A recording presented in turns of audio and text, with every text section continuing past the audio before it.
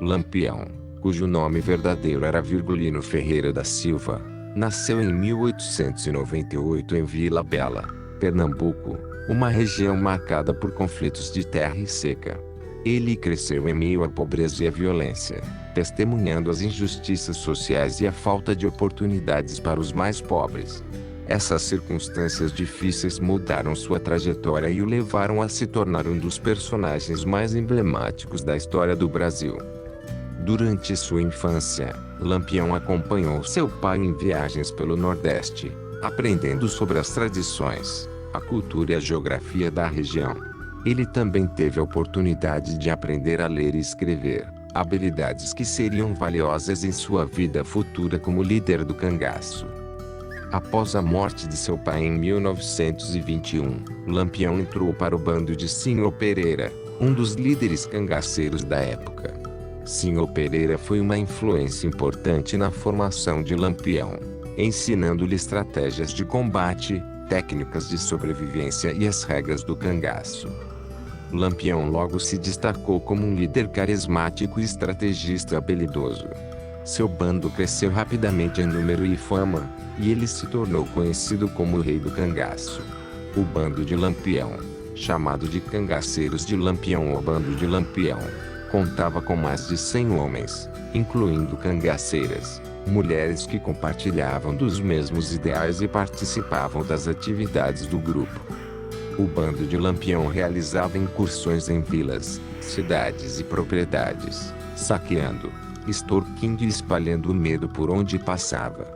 Eles atacavam as classes mais abastadas, roubando seus pertences e exigindo resgates altos em troca de liberdade. Lampião tinha uma rede de coiteiros, pessoas que simpatizavam com o cangaço e o ajudavam fornecendo abrigo, comida, informações e até mesmo armas. A fama de Lampião se espalhou rapidamente, e ele se tornou uma figura controversa na sociedade brasileira. Alguns o enxergavam como um herói, um defensor dos pobres e oprimidos, que buscava justiça social em uma região marcada pela desigualdade. Outros, no entanto, o viam como um criminoso sanguinário, responsável por inúmeras mortes e atos de violência. Lampião tinha habilidades táticas impressionantes, conseguindo escapar de diversas emboscadas e perseguições policiais. Ele conhecia bem a região em que atuava e utilizava estratégias de guerrilha, como emboscadas e ataques surpresa, para confundir e enfraquecer seus oponentes. Lampião também era conhecido por sua habilidade em despistar a polícia, espalhando boatos falsos sobre sua localização e até mesmo forjando sua própria morte. Apesar de sua reputação violenta, Lampião tinha uma relação ambígua com a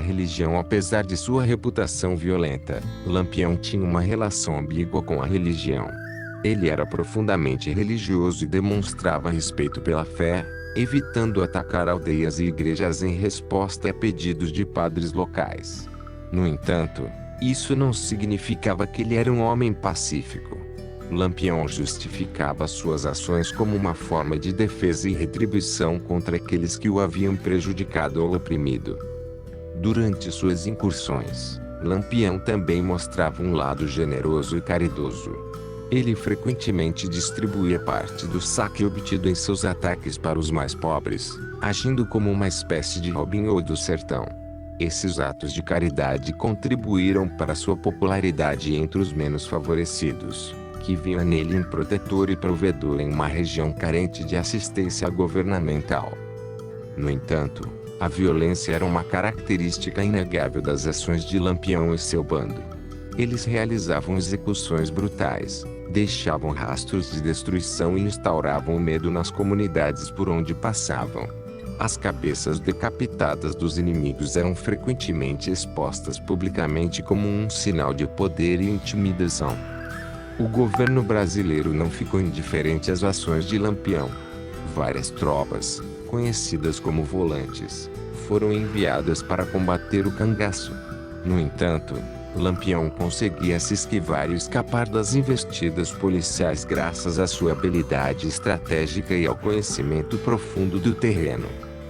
Foi somente em 1938, após uma intensa perseguição, que Lampião e seu bando foram cercados pela polícia em Angico, no estado de Sergipe. Durante o confronto, Lampião ordenou um cessar-fogo e decidiu se render, acreditando que suas vidas seriam poupadas.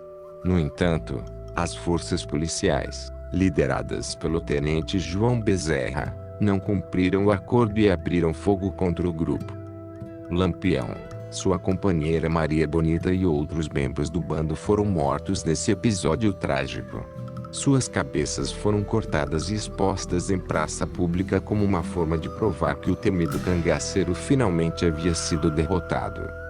A morte de Lampião marcou o fim de uma era no cangaço.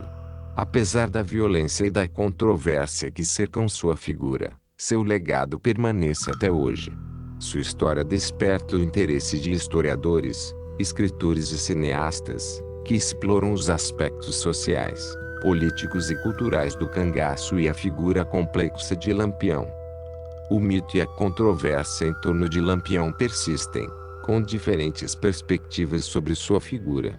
Alguns o veem como um símbolo de resistência e luta contra a opressão, enquanto outros o enxergam como um bandido impiedoso. Independentemente da interpretação, a história de Lampião continua a fascinar e a levantar debates sobre injustiça social, desigualdade e violência no Brasil.